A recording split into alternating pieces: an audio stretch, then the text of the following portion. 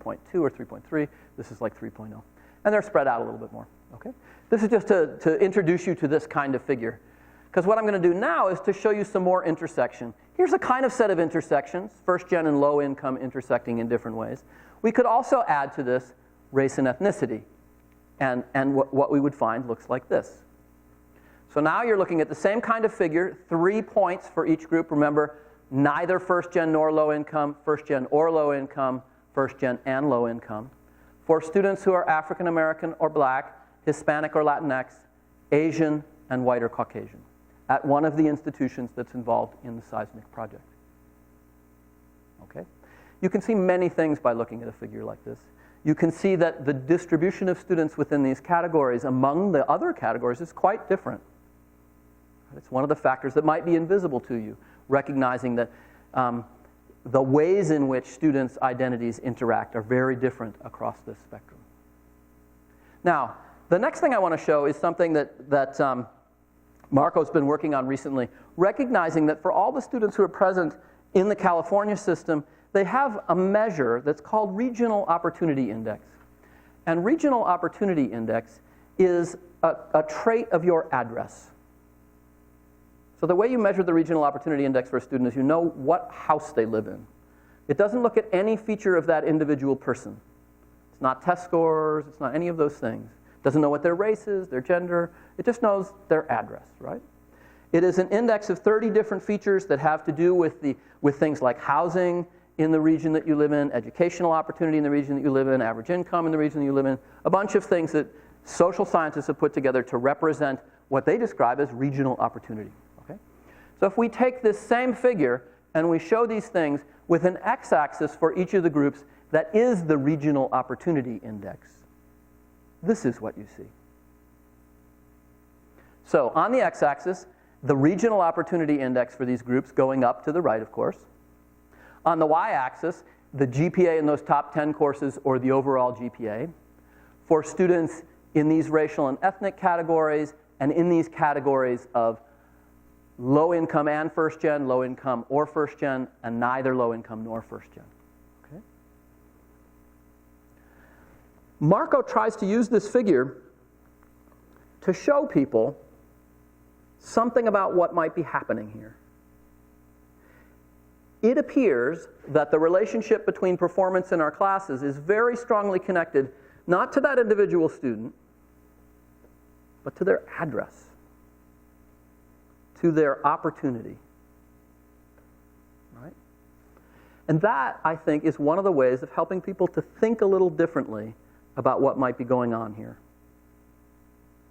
It has been the case that we have often treated students who arrive on our campus as if they are fully formed and there's nothing we can do about their background. But when it arises from opportunity differences so clearly measurable from address, it feels like something that we can't just leave stand. So this is another way of thinking about how we might motivate people to think differently about this. So we're doing this kind of work across all these institutions. And what we find already is, of course, that the student body on these different campuses is quite different. Right? And we get to ask questions like, is it the case that the impact of a certain educational environment is different for a student when they're very rarely represented in a room or when they're not? Because we get to see some of those different environments. Doing this work together lets us see and do a lot of things that we couldn't do alone. So this is a measurement of that kind of intercategorical complexity, using the kinds of labels that exist in these data systems, not because they're correct or pure, but because it's important for us to be thinking about them.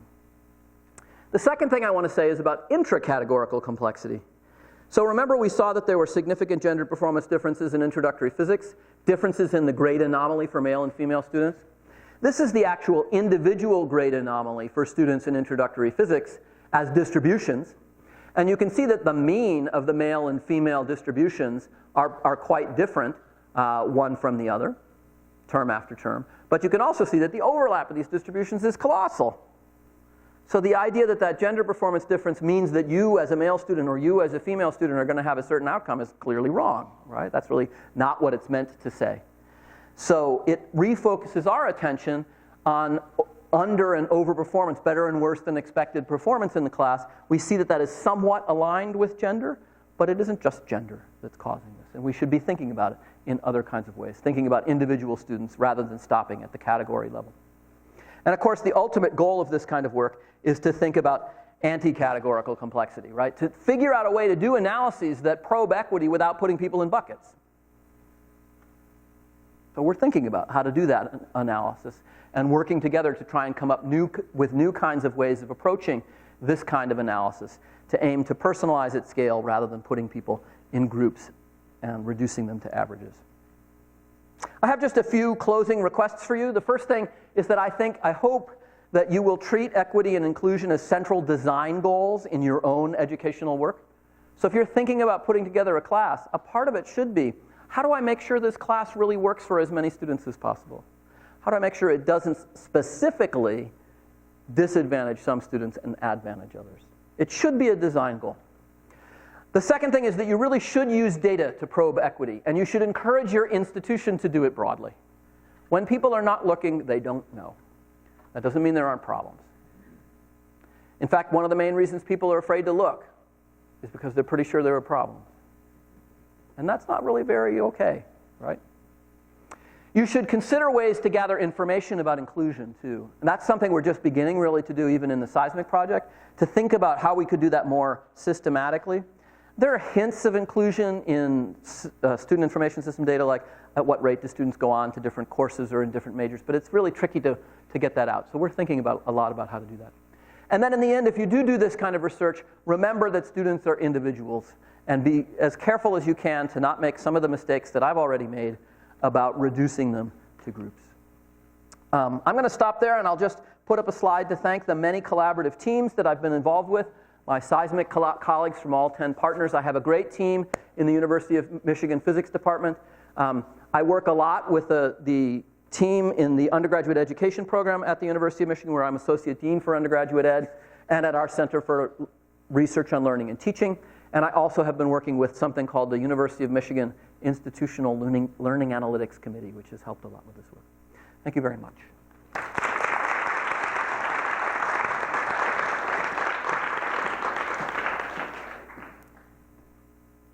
Okay, we'll take a few questions. How about here? I was wondering if you had any plans to expand collaborations with different types of institutions that might have more ideas on how to address these things, small large colleges, HBCUs, Yep. minority services. Yep. So let me start by explaining why we decided to go this way to start. It's because we all share a very analogous environment and a similar challenge. Instruction at that scale is a special problem. And so we wanted to first work together within, differing institutions in the same kind of bracket, I'll say. Because of the constraints that we have, some of the solutions that might work great at a small liberal arts college are not going to solve our problem. So I actually think that this kind of model of collaboration could work in many ways. So I've already talked to people who are trying to create a kind of regional version of it. So imagine the universities in a region getting together to work on something like this. They could collaborate differently because they could actually be co-located in a way that would be more difficult. Working across a network from community colleges in a region so you can see many ways you could set up an analogous structure with a different task. So that's where it is right now. We are talking to institutions about expanding this particular collaboration as well, and we just have to figure out ways to do that will be actually advantageous for everyone. We would love to do it, but it's, we've got to make it work. Yes? Yeah, sort of following up on her question. You're talking about large-scale public universities, basically, but then you mentioned like two-year colleges. Yep. So two-year colleges generally have much less in the way of being able to get resources to do these sort of collaboration. And I taught one term, developmental math, remedial developmental math, and it was triage in the trenches. They have had unable to get more than a 45% pass rate in pre-algebra. Yep.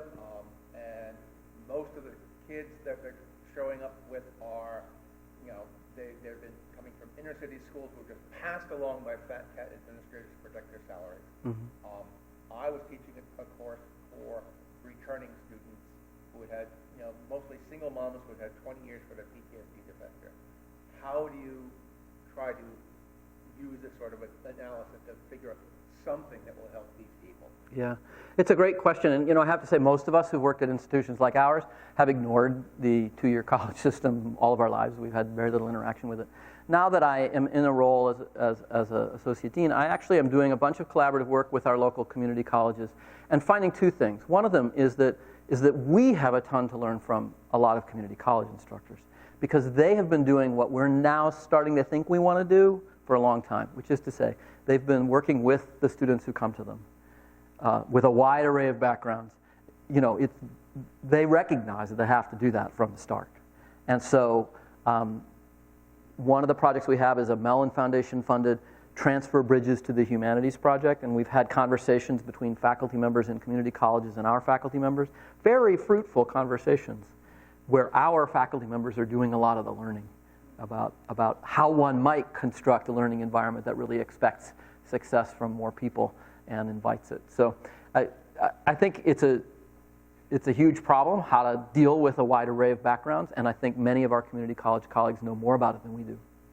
So, yes. Yes.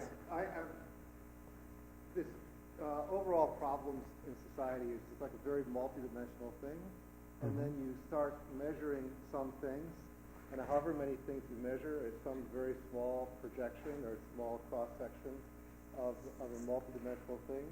And there is a general problem that when you measure things which you think are representing good or bad, then you try to chase them, that in the process of chasing them, other things that you didn't measure get messed up. Do you feel like you're not, is there a way of avoiding that problem, or being confident that you're avoiding that problem, of that you measure something, you think it's a measure of a good thing, and then you chase it, but in the process of it, you compromise 37 other things that you didn't measure or think about. I think this is one of the worst challenges of measurement and quantification. So we had several discussions today about the one form of quantification that's familiar on campus that all students interact with, which is grade point average.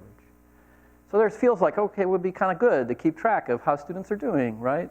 That was the sort of overall intent, and I think anyone who's been on a college campus knows some of the complicated ways in which using that grade point average have made the system worse, right? Because that's not what we're actually pursuing, but students pursue it because it's the thing that actually has value. So I get your point, and I don't have a clean answer to say, oh yeah, we've got that all taken care of, because I don't think anyone could ever really have that. An example of something that you feel like in this general space that people have measured, improved it, and that you feel pretty confident that that was positive?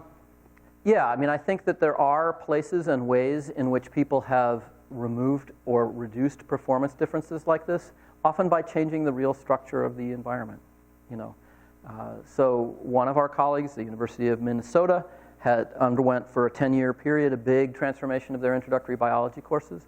Robin Wright, who some of you may know, is the head of education and human resources now at NSF, did that transformation there, and their outcomes are quite different, and because their course structures are really different. They're not relying on exams in the same kind of way. So I think you can find real ways forward. I will say they're sticky problems and not easy to fix. I haven't found easy ways to fix these either. Yes? Speculate on why the lab classes don't have the same problem as the lecture classes? Is it because there aren't exams, or is it because it's smaller, or because it's more personal interaction, or more active learning? Do you have a sense for Yeah, I mean, I wish I could say I have more than a sense, but my own suspicion points toward high-stakes examinations as a principal problem. There are some lines of evidence that suggest this, even in some cases, courses that use the same kinds of examinations but make the stakes very different, see shifts. And that evidence isn't fabulous, but it's part of the argument. The work that, I still think that the work that students do in lab, even though sometimes cookbooks and things like that, it's still in some ways more authentic work in the sense that students work on it till they're happy with what they've got and they turn it in. It's a different kind of feeling from an exam. So I think the nature of the work, the small environment may be crucial, but I think we don't really know. You can see it's across a range of things, though. And those labs are even pretty different from one another. Okay, I think we have reached our time, so let's thank Professor McKay again. Okay, thank you all. And just one more reminder for students and postdocs, if you would like to ask some more questions, PSB 403, there will be pizza, and you're welcome to come and pick his brain and discuss these more. So thank you very much.